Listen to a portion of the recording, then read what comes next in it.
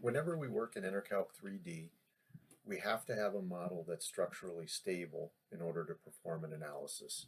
And in other videos, we've discussed how we can apply supports to the bases of columns in a model, for instance, in order to achieve that stability.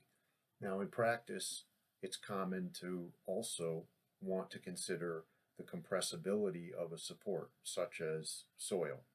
And so ENERCALC 3D offers us the option to create what's referred to as springs for boundary conditions that allow us to model some sort of a resistance of a known stiffness.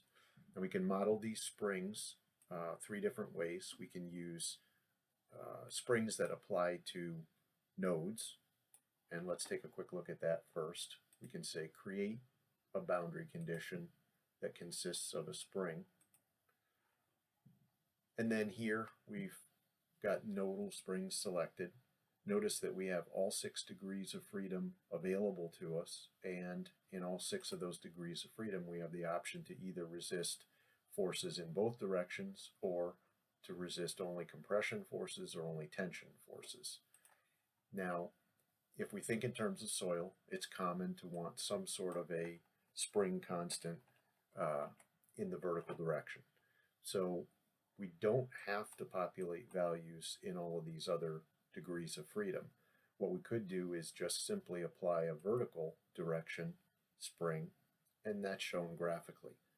The very important thing to understand, though, is that this is where springs tend to work hand in hand with supports, because that spring that we've applied has only provided a resistance in the vertical direction. That particular node has absolutely no resistance to translation in the x and the z directions.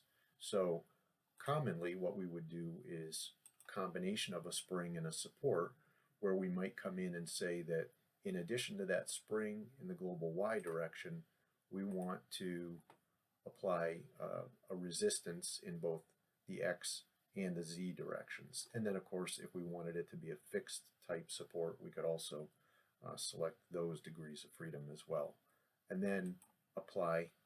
And now we can see that we have a combination of a spring in a direction as well as supports acting in the mutually perpendicular directions. Now that's all with respect to springs that apply to nodes. There's also the option to apply a linear spring, linear in the sense of along a line. So what I've modeled in the back here at the bottom of 2 columns could be thought of as a grade beam. If I wanted to support that on a spring, I could say boundary conditions, springs, and then in this case I can apply a line spring.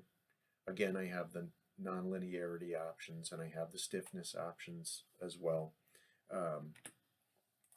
So we could apply a value, and then that's shown graphically. Again, it's important to understand that we haven't taken care of stability yet, and so that would need to be thought through and either provided with a spring in the mutually perpendicular directions, or perhaps come in and take a look at applying a support, explicit support at the nodes. Now the third type of spring relates to shells. So I can select a mesh of shells and then say create boundary conditions, springs, and choose surface springs. And then again, I can apply my stiffness, still have the ability to control nonlinearity, so I might say that this is a compression only spring. And I may choose to apply in the other directions, or I may choose to take care of that with a support. I'll click apply, and I can scale those down so that we can see those just a little better. See that there are individual springs associated with each of those shells. And then to wrap it up, it's also helpful to know that we can come to tables, springs, and then any one of the 3 types of springs to review a tabular form of the spring definitions that we've created and applied to the model.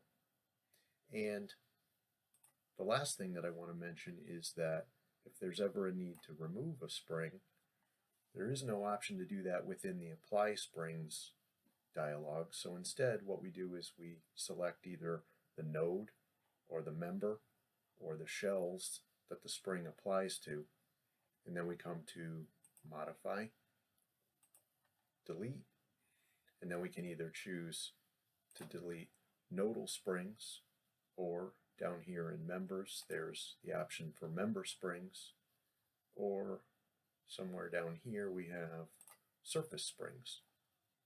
So if I just want to remove that one nodal spring, I can keep that one selected and say OK, and notice that the spring goes away, but the supports that I applied explicitly remain in place.